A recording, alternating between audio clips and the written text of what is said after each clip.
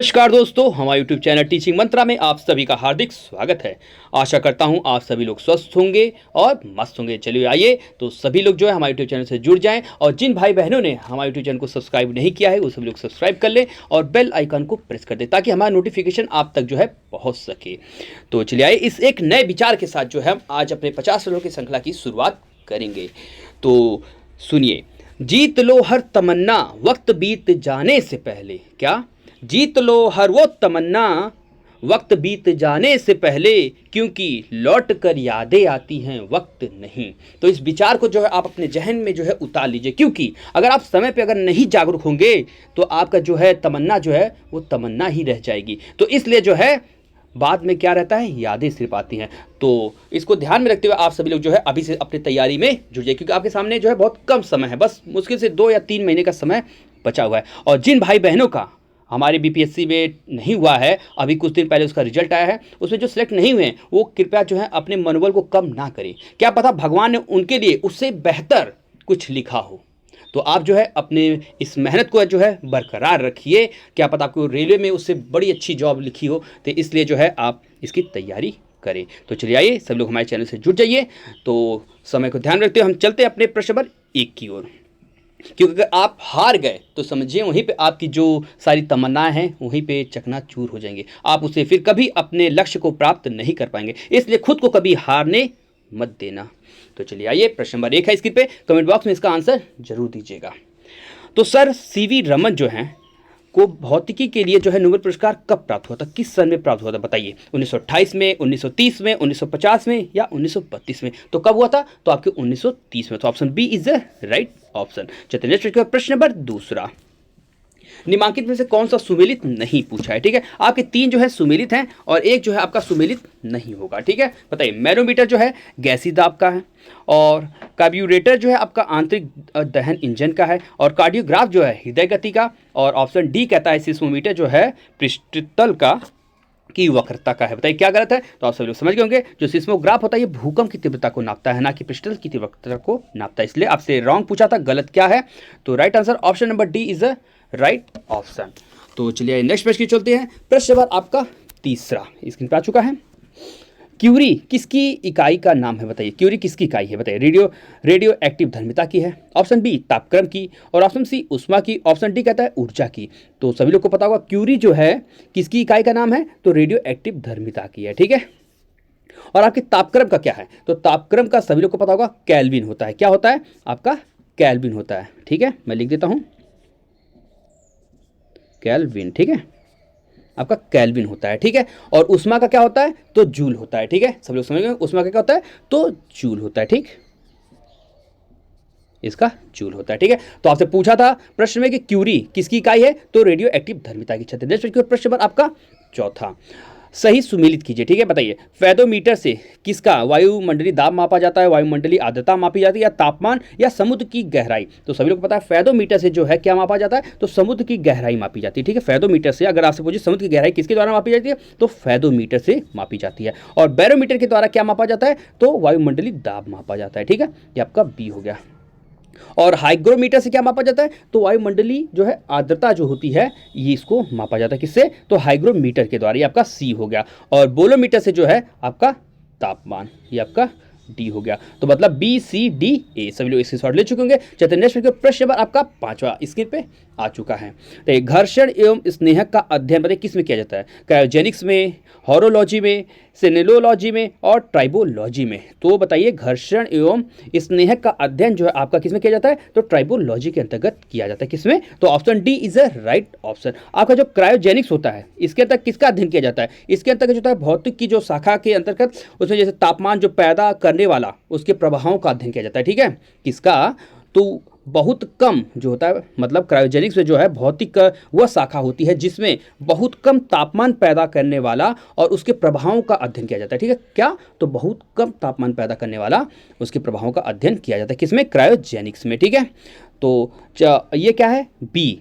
तो ये हॉरोलॉजी है। हॉरोलॉजी के अंतर्गत क्या किया जाता है, तो समय क्या समय मापने और रखने के लिए बनाए गए जाने वाले जो यंत्र होते हैं, उपकरण जो होते हैं, डिज़ाइन किए जाते हैं, उनका निर्माण, मरम्मत और रख रखाव का इसमें वैज्ञानिक अध्ययन किया जाता है। किसमें? तो आपके होरोलॉजी में। ठीक है, जैसे दीवार घड़ी हो गई, टेबल घड़ियाँ हो गई, और कलाई घड़ी हो गई, पॉकेट घड़ी हो गई, ठीक है, और घंटे का चश्मा हो गया, टाइमर, ये सब जो होते हैं हॉरोलॉजी के अंतर्गत इनका अध्ययन किया जाता है। ठीक है, हॉरोलॉजी के अंतर्गत जो है समय मापने के लिए जो यंत्र बनाया जाता है, उपकरण जो डिज़ाइन किया जाता है, उनके निर्माण, उनकी मरम्मत, उनकी रख रखाव, इन सब का अध्ययन किया जाता है। किसमें? हॉरोलॉजी में। और सेनोलॉजी के अंतर्गत किसका अध्ययन किया जाता है? तो सेनोलॉजी के अंतर्गत जो है चंद्रमा से जुड़ी जो खासियत होती है उसका अध्ययन किसके अंतर्गत किया जाता है? तो सेनोलॉजी के अंतर्गत। ठीक है, आप सभी लोग नोट कर चुके हैं। चलते हैं नेक्स्ट प्रश्न नंबर आपका 6वां। भारत में परमाणु ऊर्जा का जनक किस वैज्ञानिक को कहा जाता है? बताइए। प्रोफेसर सतीश धवन को, होमी जे भाभा को, और सी कहता है डॉक्टर के.एस. कृष्णा को, और डी कहता है उपरोक्त में से किसी को नहीं। तो किसे कहा जाता है? तो आपके होमी जे भाभा को। क्या भारत में परमाणु ऊर्जा का जनक जो है किसे कहा जाता है? तो होमी जे भाभा को कहा जाता है। इन्होंने कब किया था? तो मार्च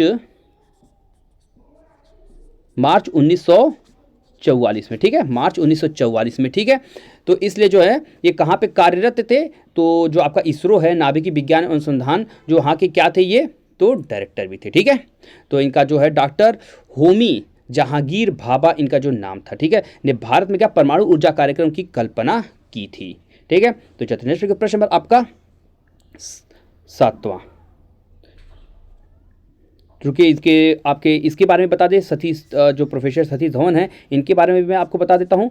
इन्होंने जो इसका आंसर, राइट आंसर यही था। पर ये जो सतीश धवन थे, ये क्या थे? ये एक रॉकेट, ठीक है, क्या थे? भारतीय रॉकेट वैज्ञानिक और अंतरिक्ष अनुसंधान के प्रमुख व्यक्ति थे। और इन्होंने जो है किसका परमाणु ऊर्जा का इन्हें जनक माना जाता है। ठीक है, तो और ये इसका राइट आंसर था option number B is the right option. ठीक है, तो चलते नेक्स्ट प्रश्न नंबर आपका 7वां। आपको मैं पुनः इसका बता देता हूँ, option B is a right option. प्रश्न आपका 7वां स्क्रीन पे आ चुका है। समय मापक विज्ञान है, बताइए क्या है? हॉरोलॉजी है, कॉस्मोलॉजी है, टोमोग्राफी है, या हाइड्रोलॉजी है? तो बताइए क्या राइट आंसर है? तो राइट आंसर आपका जो है समय मापक विज्ञान, अभी पिछले प्रश्न बताया था हॉरोलॉजी। ठीक है, हॉरोलॉजी जो है ये समय मापक विज्ञान का अध्ययन किया जाता है। ठीक है, और इसके बाद है आपका कॉस्मोलॉजी। कॉस्मोलॉजी में जो है यह है ब्रह्मांड का विज्ञान होता है। इसके अंतर्गत क्या? ब्रह्मांड से जुड़ी जो तमाम बातें होती हैं उनका अध्ययन किसके अंतर्गत किया जाता है? तो आपके कॉस्मोलॉजी के अंतर्गत किया जाता है। ठीक है, और आपका टोमोग्राफी है,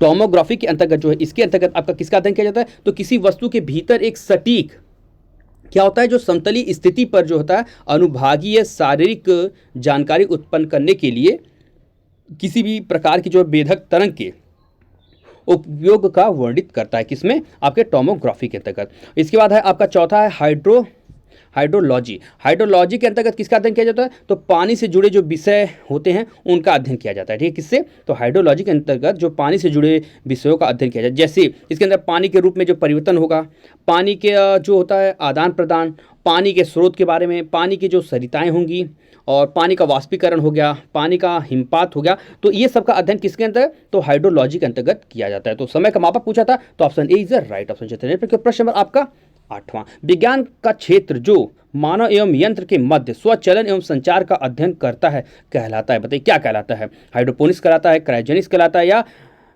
डाइटेक्टिक्स कहलाता है, या साइबरनेटिक्स कहलाता है? तो क्या कहलाता है? तो आपका साइबरनेटिक्स कहलाता है। ठीक है, option D is the right option. जो हाइड्रोपोनिक्स होता है, हाइड्रोपोनिक्स क्या है? इसके अंतर्गत होता है ये पौधे जो बिना मिट्टी के बजाय पानी के जरिए उगाए जाते हैं, उस तकनीक का है उसका अध्ययन इसमें किया जाता है। इसे क्या कहते हैं? हाइड्रोपोनिक्स कहा जाता है। उस पौधों को हाइड्रोपोनिक्स जो बिना मिट्टी के उनको जल में डायरेक्ट जो है उगाया जाता है। ठीक है, इसको हाइड्रोपोनिक्स कहा जाता है। ठीक है, जैसे जली कृषि भी इसे कह सकते हैं। हाइड्रोपोनिक्स को क्या कह सकते हैं? तो जली कृषि भी कह सकते हैं। ठीक, क्रायोजेनिक्स के बारे में अभी मैं पिछले प्रश्न में बताया था मैं। और आपका ये डाइटेक्टिक्स, ठीक है, डाइटेक्टिक्स इसके अंतर्गत क्या है?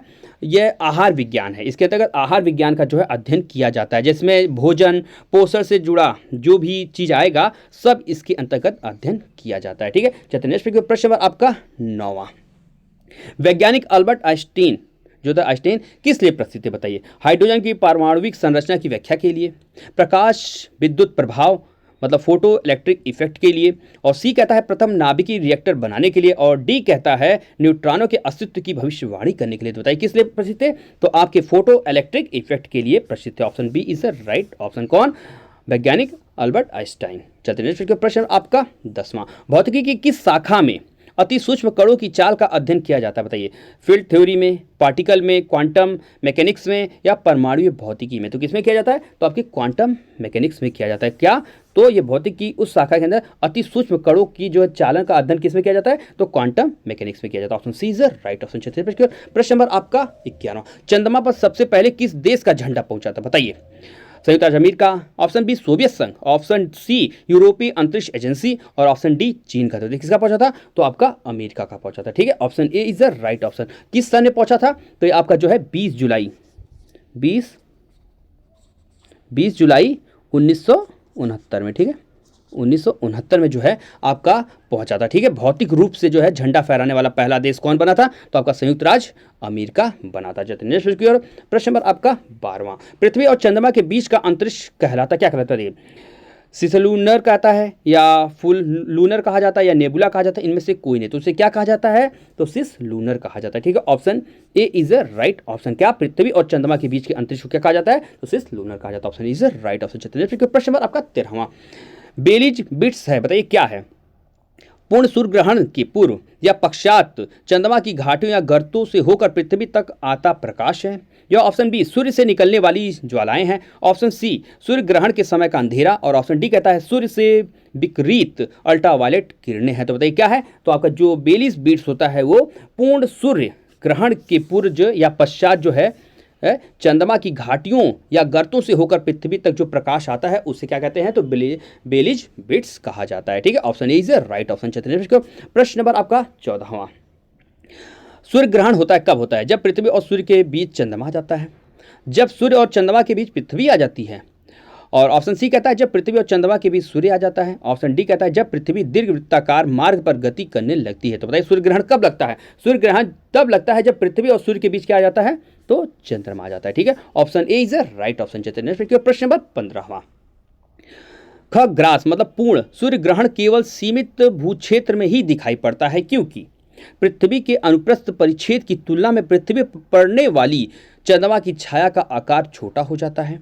और बी कहता है पृथ्वी की सतह समान नहीं बल्कि उसमें उभार एवं अवनमन होता है। और सी कहता है सूर्य के चारों ओर पृथ्वी का तथा पृथ्वी के चारों ओर चंद्रमा का प्रक्षेप पथ पूर्णतः वृत्ताकार नहीं होता है। और डी कहता है वायुमंडलीय अपवर्तन के कारण सूर्य की किरणें चंद्र छाया के अधिकांश परिधि क्षेत्रों तक पहुंच सकती है। तो बताइए खग्रास या पूर्ण सूर्य ग्रहण केवल सीमित भूक्षेत्र में क्यों दिखाई पड़ता है? क्योंकि पृथ्वी के अनुप्रस्थ जो परिच्छेद होता है की तुलना में पृथ्वी पर जो है पड़ने वाली चंद्रमा की छाया का आकार क्या होता है? छोटा होता है। ऑप्शन ई से राइट ऑप्शन। प्रश्न नंबर आपका 16वां, हीरक वलय मतलब क्राउन एक दृश्य है जिसे देखा जा सकता है। बताइए पूर्ण सूर्य ग्रहण के आरंभ में, पूर्ण सूर्य ग्रहण के अंत में, केवल पूर्णता पथ चिन्ह के परिधि क्षेत्रों पर, और डी कहता है केवल पूर्णता परिचिन्ह के केंद्रीय क्षेत्रों पर। बताइए हरिक जो है हीरक वलय का एक दृश्य कब देखा जा सकता है? तो जब केवल पूर्णता जो पथ चिन्ह के परिधि के क्षेत्र पर देखा जाता है। ठीक है, option C is the right option. प्रश्न आपका 17वां, सूर्य ग्रहण होता है बताइए कब होता है? प्रत्येक पूर्णिमा के दिन, अमावस्या के दिन, और सूर्य पृथ्वी चंद्रमा के एक परिक्रमण काल तल पर आने पर, और डी कहता है प्रत्येक अष्टमी को। तो कब होता है? तो सूर्य ग्रहण जो होता है आपका प्रत्येक अमावस्या के दिन होता है। ठीक है, पूर्णिमा के दिन क्या होता है? तो आपका चंद्र ग्रहण होता है। प्रश्न नंबर आपका 18वां, पूर्ण सूर्य ग्रहण के दौरान सूर्य को सीधे देखने से आंख में अपरिवर्तनीय क्षति पहुंचती है। रेटिना का जलना सूर्य की किरणों के निम्न घटकों से किस एक कारण से होता है? ताप, इंद्रधनुषी प्रकाश, अल्ट्रावायलेट प्रकाश या इंफ्रारेड प्रकाश के कारण। तो किसके कारण होता है? तो अल्ट्रावायलेट प्रकाश के कारण होता है। ठीक है, तो option C is right option. प्रश्न नंबर 19वां, चांद का प्रयोग संचार उपग्रह के रूप में क्यों नहीं किया जा सकता? बताइए चांद का प्रयोग संचार उपग्रह के रूप में क्यों नहीं किया जा सकता? बताइए इसके लिए पृथ्वी और चांद के बीच की दूरी उपयुक्त नहीं है, और बी कहता है चांद द्वारा परिक्रमण काल 24 घंटे नहीं है, और सी कहता है चांद पृथ्वी के मध्यवर्ती तल में नहीं घूमता है, और डी कहता है उपयुक्त में से तीनों कारण। तो राइट आंसर क्या है? तो आपके तीनों कारण के जो है option D is right option. इसीलिए इसको संचार उपग्रह के रूप में नहीं किया जा सकता है। ठीक है, option D is right option. प्रश्न नंबर 20, ब्लू मून परिघटना होती है बताइए कब होती है? जब एक ही माह में 2 पूर्णिमा हो। बी कहता है जब एक कैलेंडर वर्ष में 2 लगातार माहों में 4 पूर्णिमाएं हों। और सी कहता है जब एक ही कैलेंडर वर्ष में 3 बार एक ही माह में 2 पूर्णिमाएं हों। और डी कहता है उपरोक्त में से किसी में नहीं। तो बताइए क्या राइट आंसर है? तो ब्लू मून परिघटना तब होती है जब एक ही माह में 2 पूर्णिमाएं होती हैं। ठीक है, option A is the right option. चलिए प्रश्न नंबर आपका 21। निम्नलिखित पारिस्थितिकी तंत्रों में किसमें प्रजातीय विविधता सापेक्षता काफी अधिक होती है? गहरे समुद्र में, उष्णकटिबंधीय वर्षावन में, कोरल रीफ में, मरुस्थल में। तो किसमें होती है? तो आपके उष्णकटिबंधीय वर्षावन में क्या होता है? तो पारिस्थितिकी तंत्रों में जो प्रजातियों की विविधता सापेक्षता काफी अधिक होती है, किसमें? उष्णकटिबंधीय वर्षावन में। Option B is right option. प्रश्न नंबर 22। निम्नलिखित कौन सा युग सही सुमेलित नहीं पूछा है? ठीक है, इससे बताइए क्या सुमेलित नहीं है। अमरबेल जो होता है एक तना परजीवी होता है, चंदन जो है जड़ परजीवी होता है, आर्किड जो होता है अधिपादप मतलब एपीफाइटस पौधे के अंतर्गत आता है, और घटपर्णी होता है जलोभिद होता है। बताइए क्या इससे सही? तो option D is the right option. ठीक है, ये इसके अंतर्गत नहीं। बाकी जो अमरबेल है तना परजीवी बिल्कुल सही है, चंदन जो है जड़ परजीवी बिल्कुल सही है, आर्किड जो है अधिपादप एपीफाइटस होता है, क्योंकि जो घटपर्णी होती है कीचड़ उचड़ में जो है आपके पाए जाते हैं, और ये एक प्रकार के जो होते हैं कीट भक्षी पौधा होते हैं। अपने नाइट्रोजन की कमी को पूरा करने के लिए क्या करते हैं? तो कीटों का शिकार करते हैं। इनका जो एक आकार होता है घड़े नुमा एक आकार होता है, जिसके अंदर से सुगंध निकलती है, जिसके सुगंध से कीड़े आकर्षित होते हैं। जब उसके अंदर प्रवेश करते हैं तो इनका मुख जो है मटके का जो होता है बंद हो जाता है। ठीक है, तो चलिए प्रश्न नंबर 23। पृथ्वी का सर्वाधिक बृहद पारिस्थितिकी तंत्र निम्नलिखित में से कौन सा? बताइए। जलमंडल है, जीओम है, स्थल मंडल या जैव मंडल? तो बताइए क्या है? तो आपका स्थल मंडल जो है पृथ्वी का सर्वाधिक बृहद पारिस्थितिकी तंत्र है। Option C is right option. प्रश्न नंबर 24। एक पारिस्थितिकी तंत्र में ऊर्जा की मात्रा एक पोषण स्तर से अन्य स्तर में स्थानांतरण के पश्चात बढ़ती है, घटती है, स्थिर रहती या बढ़ सकती या घट सकती है? बताइए क्या राइट आंसर है? तो right answer option number B is the right option, घटती है। ठीक है, जब एक पारिस्थितिकी तंत्र में ऊर्जा की मात्रा एक पोषण से अन्य पोषण स्तर में स्थानांतरण होती है तो क्या होती है? घटती है, क्योंकि जो प्रकाश संश्लेषण के जो होते हैं ये पौधे होते हैं वो 100% जो है उसको ऊर्जा का ग्रहण करते हैं, परंतु उनसे जो है अगले उसमें चक्र में जब जाता है तो कितना जाता है? तो 10% जाता है, और 10% इस ऊर्जा के जो चक्रण का जो है इसका ऊर्जा का स्थानांतरण का किससे प्रतिपादन किया था? तो लिंडमान महोदय ने किया था 10% का। ठीक है, चलिए प्रश्न नंबर 25। पारिस्थितिकी तंत्र के संदर्भ में निम्नलिखित कथनों पर विचार कीजिए। स्वपोषी स्तर पर उत्पादन को प्राथमिक उत्पादकता कहा जाता है, और द्वितीय उत्पादकता का संदर्भ पर पोषी मतलब विषम पोषणज स्तर के उत्पादन से। बताइए इसमें से कौन सा कथन सही है? केवल एक, केवल दो, तथा एक और दो दोनों, ना तो एक ना तो दो। तो क्या आप सभी लोग समझ गए? तो आपके दोनों सही हैं। Option C is right option. ठीक है, स्वपोषी स्तर को उत्पादन की जो प्राथमिक श्रेणी में रखा जाता है, और द्वितीयक जो होते हैं उत्पादकता को परपोषी स्तर के उत्पादन में रखा जाता है। ठीक है, option C is right option. प्रश्न नंबर 26। जैविक एवं अजैविक संगठनों के मध्य बिचौलिया का कार्य करते, बताइए कौन करते हैं? परजीवी करते हैं, वियोजक करते हैं, उत्पादक करते हैं, उपभोक्ता। तो कौन करते हैं? तो वियोजक जो होते हैं जैविक और अजैविक संगठनों के मध्य का बिचौलियों का मध्यस्थता का कार्य करते हैं। Option B is right option. चलिए नेक्स्ट प्रश्न नंबर 27। कुछ कारणोंवश यदि तितलियों की जाति स्पीसीज की संख्या में बड़ी गिरावट होती है तो इसका एक संभावित परिणाम क्या हो सकता है? बताइए।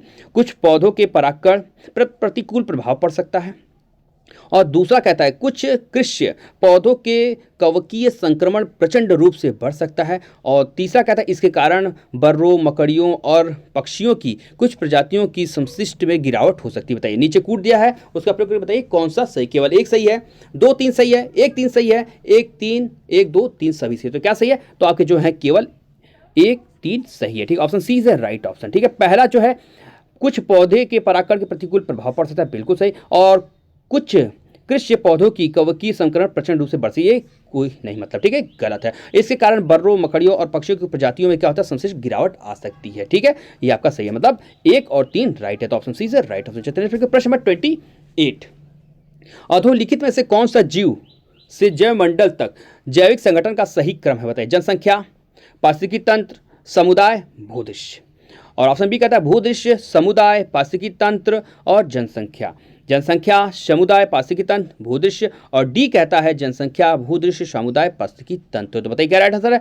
तो आपका अधोलिखित से पूछा था जैव मंडल, जैव तक, ठीक है, जीव से जैव मंडल तक और जैविक संगठन का सही क्रम पूछा है। ठीक है, तो क्या होगा राइट आंसर? तो पहले ये जनसंख्या, समुदाय, पारिस्थितिकी तंत्र, फिर भूदृश्य। ठीक है, option C is right option. प्रश्न नंबर 29। नीचे 2 वक्तव्य दिए गए हैं जिसमें एक को अभिकथन ए, अतः दूसरे को कारण आर कहा गया है। तो अभी कथन कहता है ए, जीवमंडल एक खुला मतलब विवृत तंत्र का उदाहरण है, ये बिल्कुल सही है। और कारण कहता है आर, जीवमंडल में पदार्थ के प्रारंभिक निवेश के बाद पुनः नए पदार्थों का निवेश नहीं हो सकता है, परंतु ऊर्जा के निवेश एवं बहिर्गमन पर कोई प्रतिबंध नहीं होता है। तो बताइए राइट आंसर क्या है? आप सभी लोग समझ गए होंगे, क्योंकि ये जो है बिल्कुल स्वतः गलत है। आप पढ़ते ही समझ गए होंगे कि जीवमंडल में जो पदार्थ में प्रारंभिक निवेश के बाद पुनः नए पदार्थों का निवेश नहीं होता है, ठीक है, तो ये गलत है। तो आपका सिर्फ ए सही है। तो बताइए किसमें सही है? तो आपका ए सही और आर गलत है। Option C is right option. चलते हैं प्रश्न नंबर 30। 10% नियम किससे संबंधित बताइए? ऊर्जा का खाद्य के रूप में एक पोषी स्तर से दूसरे पोषी स्तर तक पहुंचाना, ऊष्मा का एक पदार्थ से दूसरे पदार्थ में पहुंचना, और पक्षियों का एक क्षेत्र से दूसरे क्षेत्र में पहुंचना, और डी कहता है पानी का एक जोन से दूसरे जोन में पहुंचना। अभी पिछले प्रश्न में इसका मैं आंसर बताया था, तो क्या है? तो right answer option A is right option, ठीक है। एक खाद्य जो है के रूप में एक पोषी स्तर से दूसरे पोषी स्तर तक पहुंचना, ठीक है, 10% का नियम यही कहता है। इस नियम का किसने प्रतिपादित किया था? तो लिंडमान महोदय ने किया था, ठीक है। मैं आपको पुनः बताता हूं किसने किया था? लिंडमान महोदय ने। Right answer option number is right option. प्रश्न नंबर आपका 31। सूची 1 व सूची 2 को सुमिलित कीजिए, ठीक। बताइए सिंधु जो है, सिंधु सभ्यता के किस स्थल से घरों में जो है कुएं के अवशेष मिले थे? बताइए किससे मिले थे? तो आपके जो है मोहनजोदाड़ो से मिले थे, ठीक। किससे? तो मोहनजोदाड़ो से। ये आपका ये हो गया, ठीक है, ये हो गया। एक जूते खेत की खोज किया गया था, बताइए कहाँ किया गया था? तो एक जूते हुए खेत की जो खोज था कालीबंगा, ठीक है, आपका ये बी हो गया, ठीक है। और सैंधव सभ्यता में चावल के साक्ष्य कहाँ से मिले हैं? बताइए। तो सैंधव सभ्यता में जो चावल के साक्ष्य मिले हैं आपके लोथल से। कहाँ से? लोथल से, आपका सी हो गया। और सिंधु घाटी के लोग पूजा करते थे, बताइए किसकी पूजा करते थे? ये लोग पशुपति की पूजा करते थे। किसकी? पशुपति की। ये आपका डी हो गया। और सिंधु घाटी के लोग विश्वास करते थे, बताइए किस पे? तो मातृ शक्ति पर। किस पे? मातृ शक्ति पर, ठीक है, आपका ई हो गया। और हड़प्पा सभ्यता का सबसे पश्चिम स्थल कौन सा है? तो सबसे पश्चिम स्थल जो है सुतका गेडोर है, ठीक है, ये आपका दूसरा हो गया, ठीक है, ये एफ हो गया। और हड़प्पा का सबसे बड़ा स्थल बताइए। हड़प्पा का सबसे बड़ा स्थल कौन सा है? तो हड़प्पा का सबसे बड़ा स्थल जो आपका धौलावीरा है, ठीक है, ये आपका धौलावीरा हो गया, ये जी हो गया। और मिट्टी से बने हल का साक्ष्य कहाँ से मिला था? तो आपका बनावली से मिला था। कहाँ से? आपके बनावली से, आपका एच हो गया, ठीक है। तो आप सब लोग इसके स्क्रीनशॉट ले चुके हैं। CFBGADEH। चलिए नेक्स्ट प्रश्न नंबर आपका 32। इसको भी सूची 1 और सूची 2 को सुमिलित करना है। हड़प्पा सभ्यता के पतन का कारण है और उसके समर्थक जो विद्वान हैं उसको माने हैं, बताइए। हड़प्पा सभ्यता का जो पतन हुआ था जॉन मार्शल बार से, किसने कहा है? तो जॉन मार्शल ने, बिल्कुल सही है। और जलवायु परिवर्तन से जो है अमलानंद घोष ने कहा था। किसका? तो हड़प्पा सभ्यता के पतन का कारण जो है जलवायु परिवर्तन, किसने कहा था? तो अमलानंद घोष ने। और भूतात्विक परिवर्तन के कारण जो हड़प्पा सभ्यता का कारण जो पतन बताया किसने? तो MR साहनी ने। और महामारी का तो KU जो है R कनेडी ने, ठीक है। और आर्यों का आक्रमण के कारण किसने कहा था? तो गार्डन चाइल्ड के द्वारा, ठीक है। तो ये सभी सामने सामने हैं, तो आप इसको समझ ABCDE, ठीक है। तो सभी लोग इसके साथ चलते हैं। नेक्स्ट प्रश्न नंबर आपका 33। हड़प्पा सभ्यता में पक्षियों में सर्वाधिक किस पक्षी की मृद मूर्तियां प्राप्त हुई हैं? बताइए। बत्तख की, गौरैया की, हंस की, कौवा की। तो किसकी हुई है? तो आपके गौरैया की हुई है, ठीक है। Option B is the right option. प्रश्न नंबर 34। मोहनजोदड़ो से प्राप्त पुजारी की मूर्ति किस प्रजाति की मानी गई है? बताइए। भूमध्य सागरी की, मंगोलॉयड की, अल्पाइन की, प्रोटो ऑस्ट्रेलाइड की। किसकी मानी गई है? तो मंगोलॉयड की मानी गई, ठीक है। Option B is the right option. क्या? मोहनजोदड़ो से प्राप्त जो पुजारी की मूर्ति है किस प्रजाति की है? तो option B is the right option. प्रश्न नंबर 35। निम्नलिखित में से किसने हड़प्पा और मोहनजोदड़ो को सैंधव सभ्यता की जुड़वा राजधानी की संज्ञा दी? बताइए। मार्शल ने दी है, पिगट ने दी है, और गार्डन चाइल्ड ने, या MR साहनी ने? किसने? तो पिगट के द्वारा दी गई, ठीक है। Option B is the right option. प्रश्न नंबर 36। निम्नलिखित में से किस सैंधव स्थल की सड़कें नगर को तारांकित भागों में विभाजित करती? बताइए। बनावली की, राखीगढ़ी की, कालीबंगा की, या धौलावीरा की? तो कहाँ की? तो आपकी बनावली के जो हैं उसको करती है। ठीक है, option A is the right option. चलिए प्रश्न नंबर 37, निम्नलिखित में से कौन सा प्राचीन नगर अपने उन्नत जल संचयन और प्रबंधन प्रणाली के लिए सुप्रसिद्ध है, जहां बांधों की श्रृंखला का निर्माण किया गया था और संबद्ध जलाशयों में नहर के माध्यम से जल को प्रभावित किया गया था? बताइए, धौलावीरा में, कालीबंगा में, राखीगढ़ी या रोपड़ में? तो आपके धौलावीरा में किया गया था। Option A is the right option. चलिए प्रश्न नंबर 38, हड़प्पा सभ्यता का स्थल मांडी भारत के किस राज्य में स्थित? बताइए, गुजरात, हरियाणा, राजस्थान, उत्तर प्रदेश? तो कहां? तो आपके उत्तर प्रदेश में। ठीक है, option D is the right option. चलिए प्रश्न नंबर आपका 39, सिंधु घाटी सभ्यता के किस पुरास्थल से नाव के चित्र का मॉडल प्राप्त हुआ? बताइए, हड़प्पा एवं कोटडीजी, कालीबंगा और रोपड़, धौलावीरा एवं भक्तराव, और ऑप्शन डी कहता है मोहनजोदड़ो एवं लोथल। तो क्या राइट आंसर? तो आपका मोहनजोदड़ो एवं लोथल से क्या, तो यहां से जो है पुरास्थल से नाव के चित्र का मॉडल प्राप्त हुआ था। Option D is right option. चलिए प्रश्न नंबर 40, आर्य शब्द इंगित करता है, बताइए क्या करता है? निर्जाति समूह को करता है, या वरिजन को करता है, भाषा समूह को करता है, श्रेष्ठ वंश को करता है? तो किसे करता है?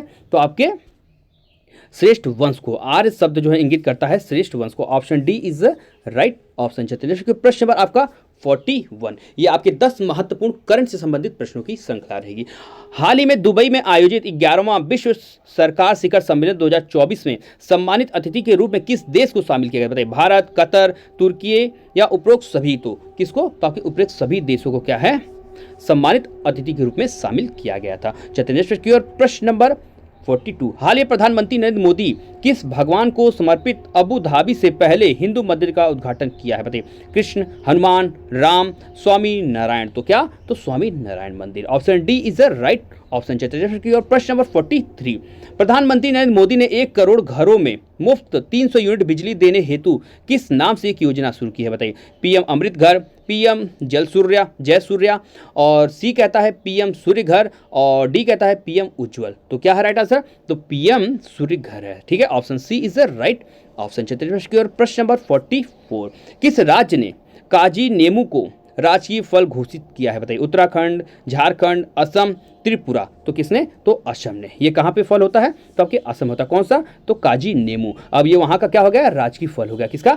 असम का। चलिए नेक्स्ट प्रश्न की ओर। प्रश्न नंबर 45, हाल ही में कृत्रिम बुद्धिमत्ता आधारित सरकारी सेवाओं के लिए किस देश ने दुबई में आयोजित वर्ल्ड गवर्नमेंट समिट 2024 में प्रतिष्ठित 9वां गोटेक प्राइज जो है जीता है? बताइए, भारत ने जीता है, जापान ने, दक्षिण कोरिया या वियतनाम ने? तो किसने जीता है? तो आपके भारत ने जीता। Option A is the right option. चलिए प्रश्न नंबर 46, हाल ही में France, Singapore, Mauritius, Sri Lanka, Nepal और भूटान के बाद किस 7वें देश में यूपीआई रुपए कार्ड सेवा शुरू किया? बताइए, रूस, इंग्लैंड, स्पेन, यूएई? तो सभी लोग को पता हो कहाँ पे? तो आपके यूएई में। ठीक है, option D is the right option. चलिए प्रश्न नंबर 47, हाल ही में 20 लाख करोड़ रुपए के बाजार पूंजीकरण हासिल करने वाली पहली सूचीबद्ध भारतीय कंपनी कौन बनी? बताइए, टाटा, रिलायंस, अडानी या आईटीसी? तो कौन बनी आपकी? तो रिलायंस बनी है। ठीक है, option B is the right option. चलिए प्रश्न नंबर 48, एशिया कप फुटबॉल 2024 का खिताब किस देश ने जीता है? बताइए, जापान, सऊदी अरब, दक्षिण कोरिया, कतर? तो किसने जीता है? तो आपके कतर ने जीता है। ठीक है, option D is the right option. कौन सा? एशिया कप फुटबॉल का 2024 का खिताब जो है किसने जीता है? तो कतर ने जीता है। चलते हैं नेक्स्ट प्रश्न नंबर 49, अंडर 19 विश्व कप क्रिकेट, कौन सा? अंडर 19 विश्व कप क्रिकेट के फाइनल में ऑस्ट्रेलिया ने किस देश को हराकर चौथी बार यह खिताब जीता है? दक्षिण अफ्रीका, भारत, पाकिस्तान, इंग्लैंड? तो किसे? तो आपके भारत को। Option B is the right option. चलिए प्रश्न नंबर 50, हाल ही में भारत ने किस देश के साथ तरलीकृत प्राकृतिक गैस जो होता है LNG को लेकर दुनिया की सबसे बड़ी डील की है? बताइए, कतर के साथ, सऊदी अरब के साथ, यूएई के साथ, रूस के साथ? तो किसके साथ की है? तो आपके कतर के साथ की है। ठीक है, option A is the right option. तो आज हमारे 50 प्रश्नों की श्रृंखला यहीं पे समाप्त होती है। आशा करता हूँ आप सभी को हमारी वीडियो काफ़ी पसंद आई होगी। तो जिन भाई बहनों ने हमारे यूट्यूब चैनल को सब्सक्राइब नहीं किया है वो सभी लोग सब्सक्राइब कर लें और बेल आइकन को प्रेस कर दें ताकि हमारा नोटिफिकेशन आप सभी तक पहुँच सके। तो एक बार मैं आपसे पुनः जो है कहता हूँ कि जिन भाई बहनों का बीपीएससी में नहीं हुआ है कभी अपने मन को उदास ना करें और जो अपने मेहनत को बरकरार रखें, क्योंकि आपको सफलता जो है जरूर मिलेगी। अगर आप जो अपनी मेहनत को रोक देते हैं तो आप वहाँ पे आपकी सफलता वहीं पे रुक जाएगी। जब तक आप अपने मंजिल को प्राप्त ना कर लें तब तक जो है आप जो है मेहनत करते रहिए। ठीक है, तो आप अपने मनोबल को छोटा मत कीजिएगा। तो जाने से पहले आप सभी लोग एक लाइक और एक शेयर कर दीजिएगा, क्योंकि जो हमारी टीम है आपके लिए जो है काफ़ी मेहनत करती है। तो आपसे पुनः मुलाकात होगी नेक्स्ट वीडियो में। आप सभी का बहुत बहुत धन्यवाद।